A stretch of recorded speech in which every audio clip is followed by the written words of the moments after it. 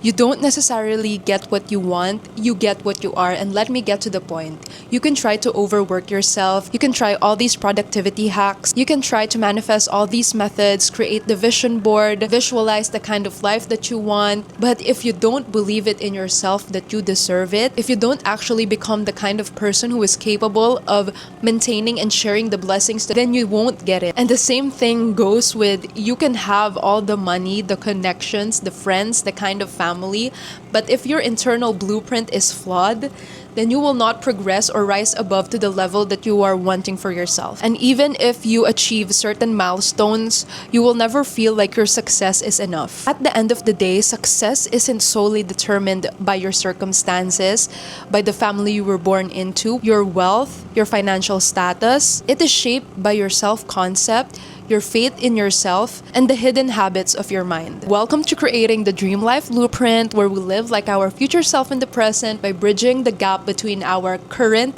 and dream reality. And by the end of this video, you will understand the habits that you should stop and start doing in order for you to fundamentally shift the person that you are, and in return attract more opportunities for yourself and the kind of life that you will be living forward. First things first, you have to understand that growth is not reserved for the privileged.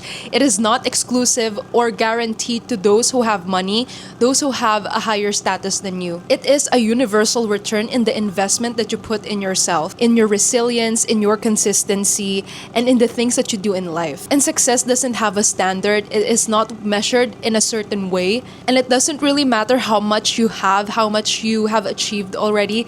It is in your appreciation and in the way that you take care of the things that you already have. I used to be this girl who had no proper self-care, proper self-love, self-improvement, and I honestly thought that I didn't deserve the kind of success that I want for myself. So I definitely didn't appreciate my own skills, my own beauty, and overall, I was just really insecure and had a lot of self-doubt. And of course, I wanted to change, I wanted to grow, but I thought that growth will only come up to a certain degree and that I had a threshold and that this is the only level that I will be at, this is the only highest level that I can attain. But now, I invest in myself in all aspects. I am more open to new experiences and getting out of my comfort zone. I affirm and validate myself without seeking external approval. Overall, I am more secure and I am more confident and I am growing towards the direction of the kind of life that I want. I no longer put a cap on my dreams or my skills or what I can achieve. At the end of the day, what you constantly think about, what you believe is true,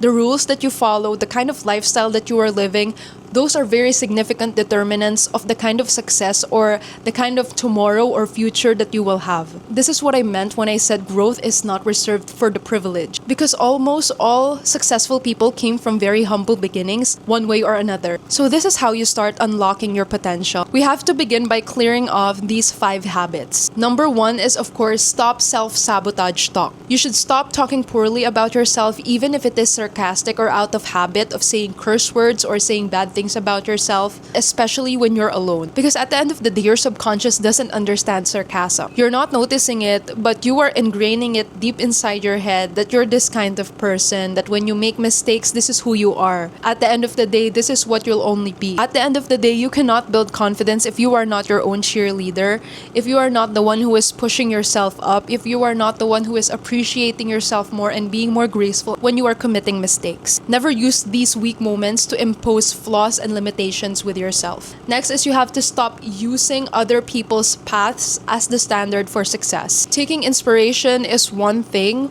but following them blindly or setting their timelines and their progress as the standards that you should follow and that you should meet in order to feel and have success is different. It will cause you to act in desperation and in lack when you try to follow them to make up for the lack of progress that you are experiencing. No 2 paths are the same. Next is you have to stop caging yourself into external opinions. You should never allow the judgment of others to define yourself and your worth. It is one thing to accept constructive criticism, but at the end of the day, that is not the rule. That is not the law.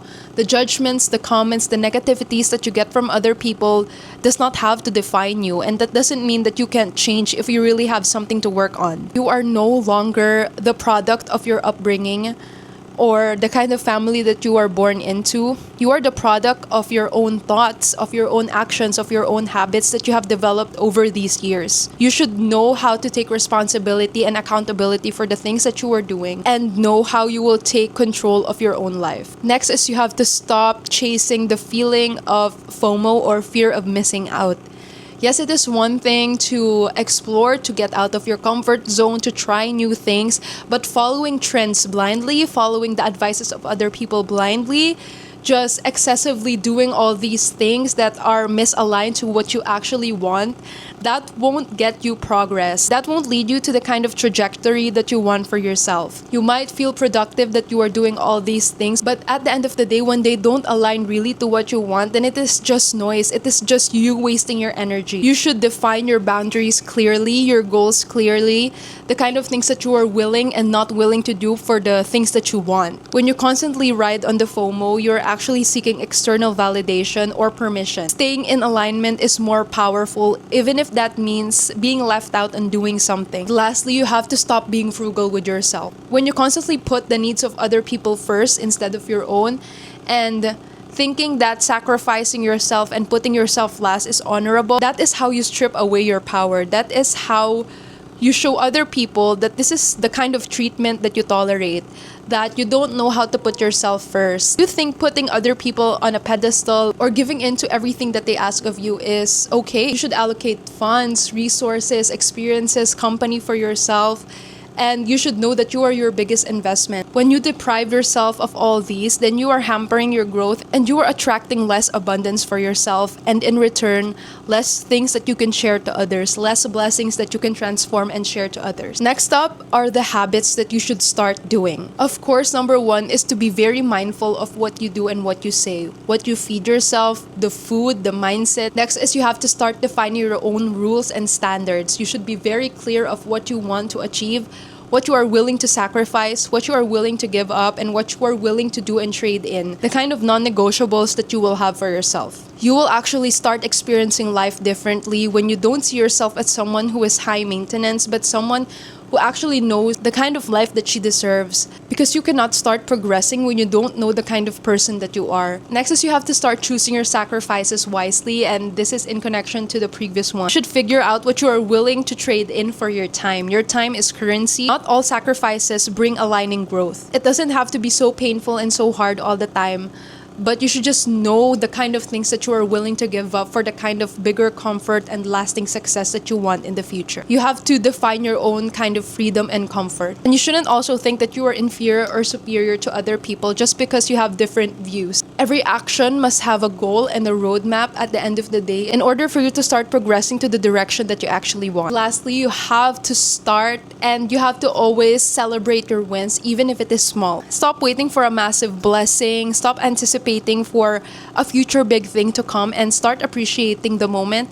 Start appreciating the kind of life that you are living right now. When you acknowledge the more wins that you already have, the blessings that you already have, then the more that you will feel that you are progressing and that you are heading towards the right direction. Validate yourself for the things that you have already done or are doing, and know that you are learning and growing along the way. Every win that you stack with each other snowballs and develops into the kind of success, the kind of bigger success that you are anticipating. It is also improving your self-trust, in your faith in yourself, that you are capable and that you are moving towards the right direction. And it makes you feel that you are growing regardless of the challenges that you might be facing. At the end of the day, your glow up or your dream life is already waiting for you. If you believe that it is inevitable, then it will be inevitable.